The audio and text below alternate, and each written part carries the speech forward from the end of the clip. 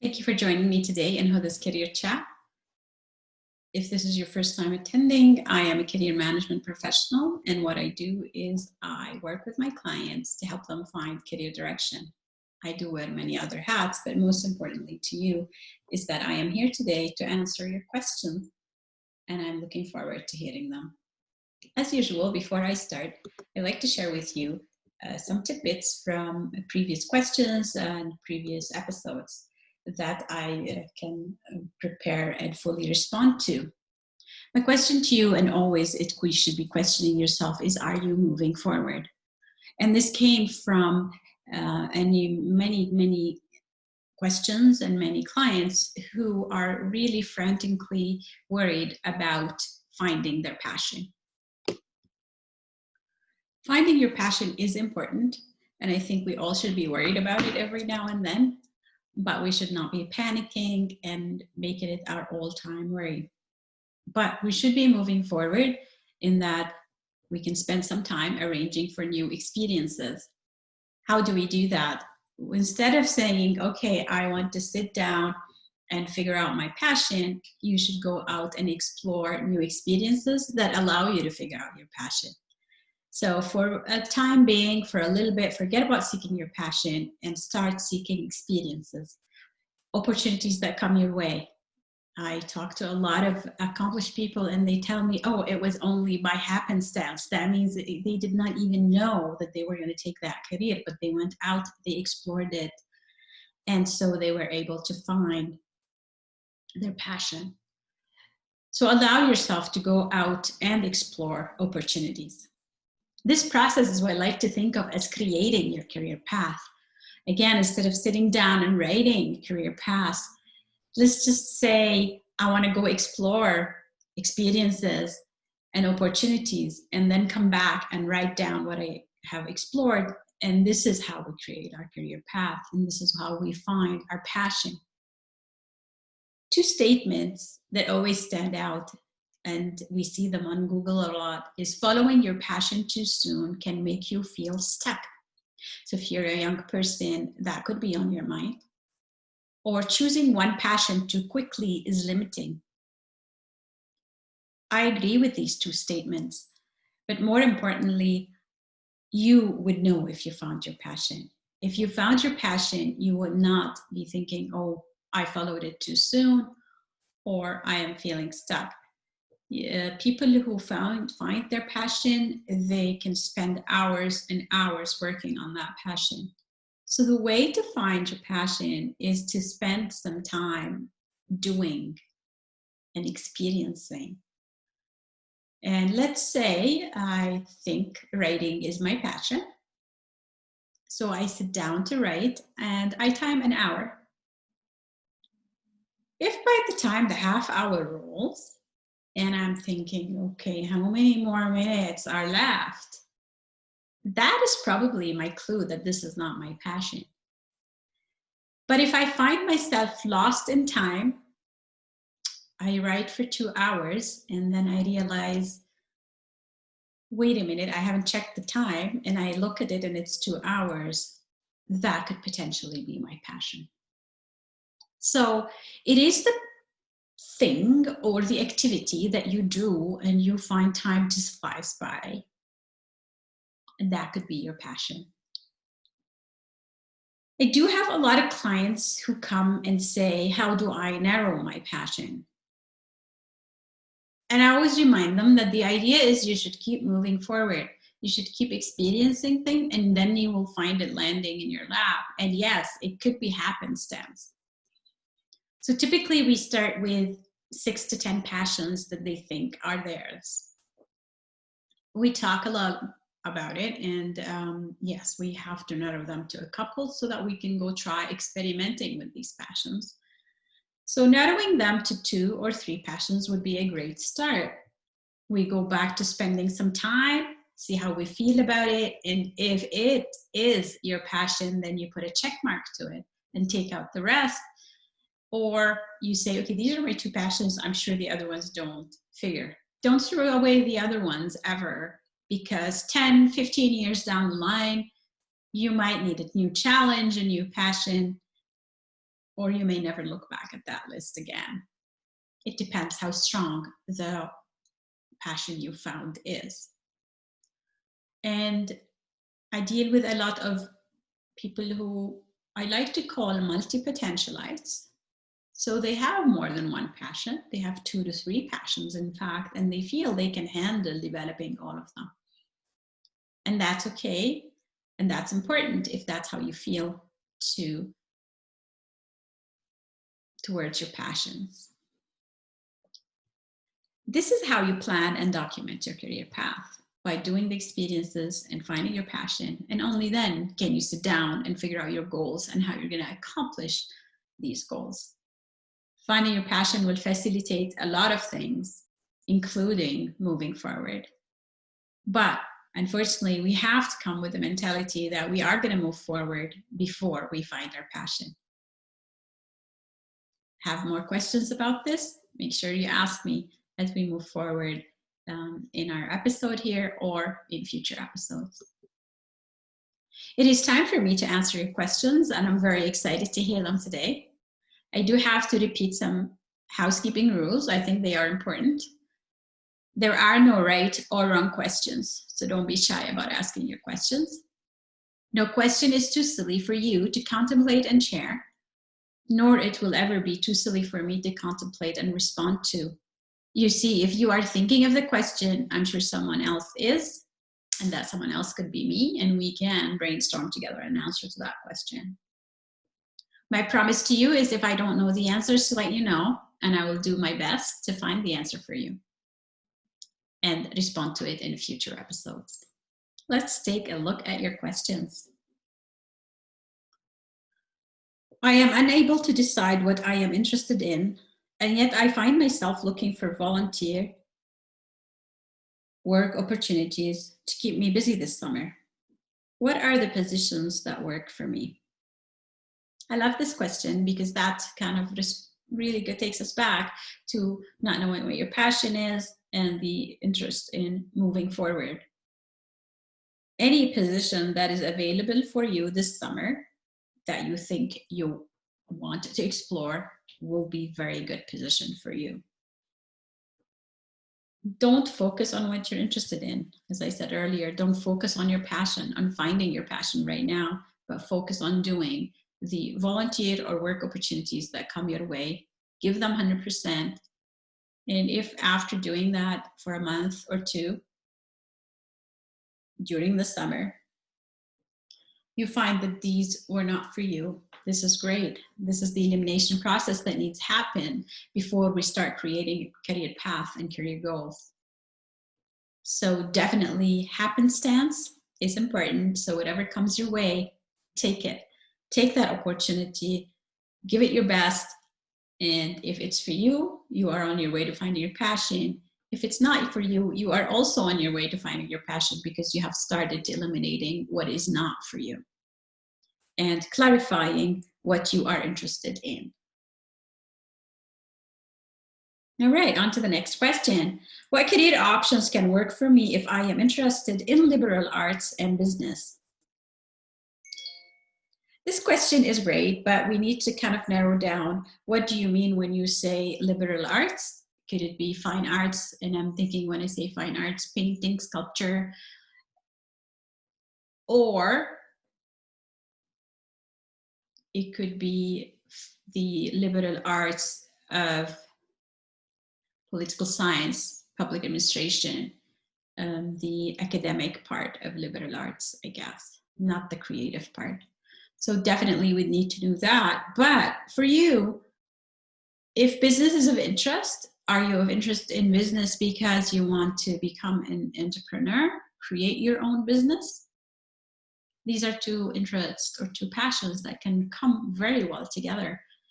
And I will just take painting as an example, because if you have paintings and you love to paint and you've created already beautiful paintings, then it's time for you to market them. And that's where your business can come in.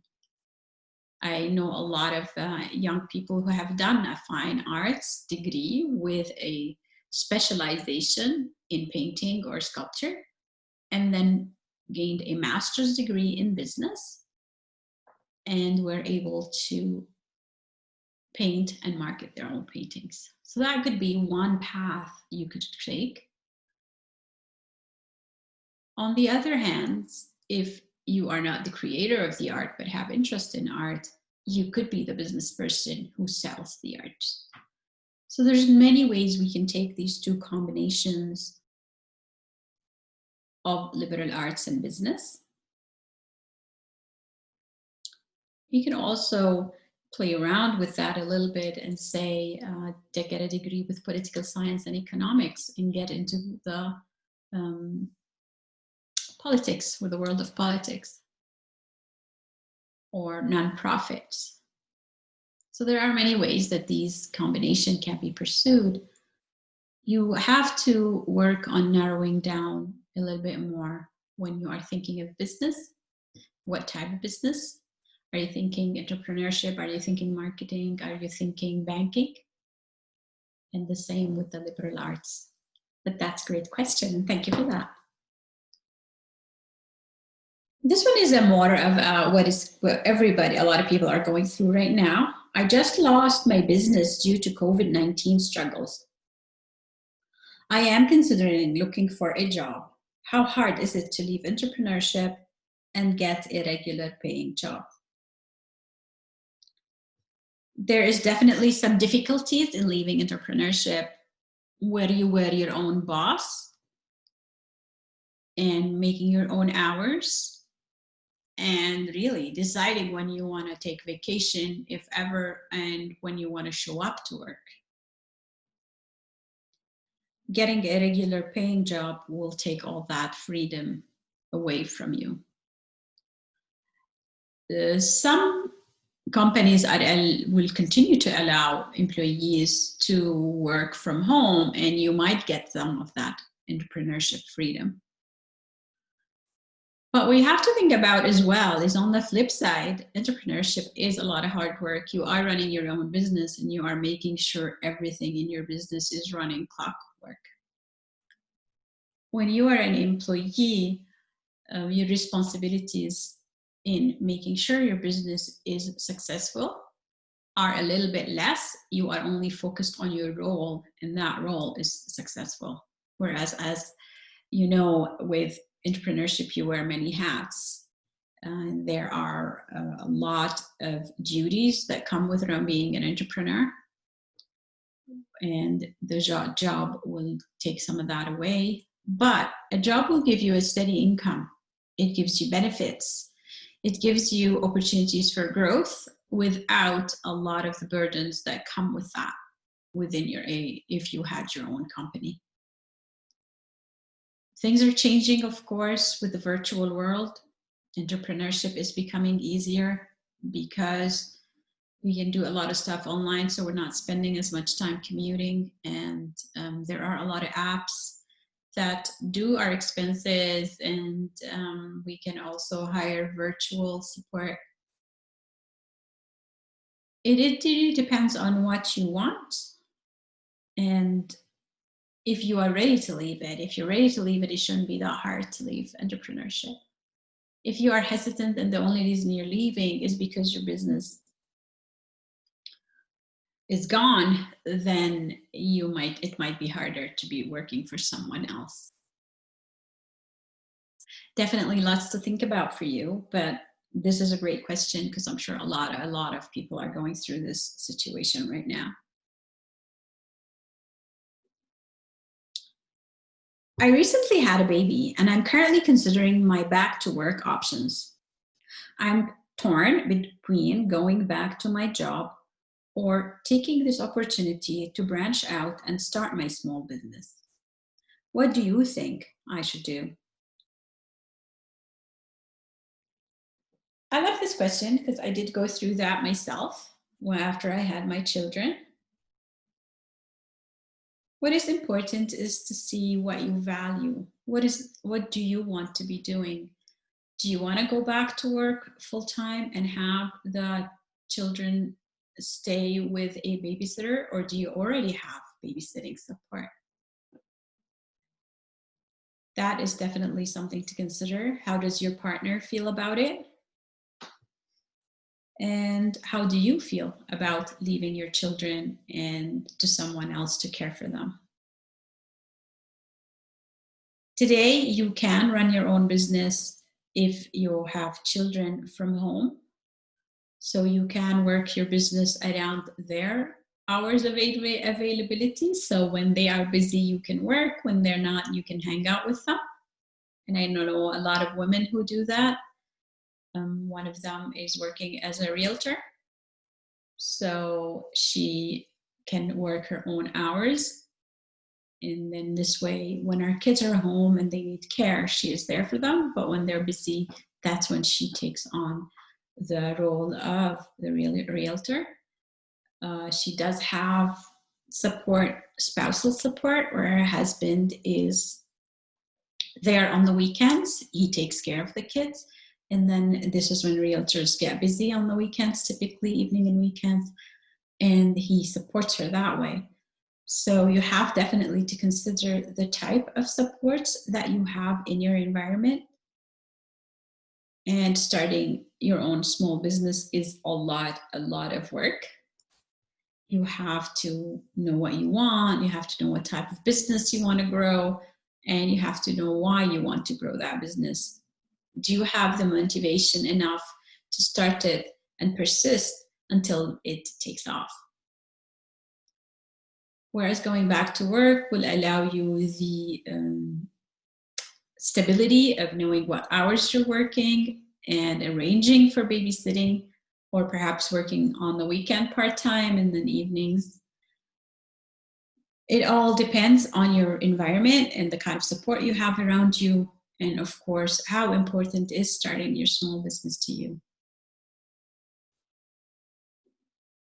Definitely lots for you to think about, and I hope you move forward with what is important to you, and while bearing in mind your children's stability as well.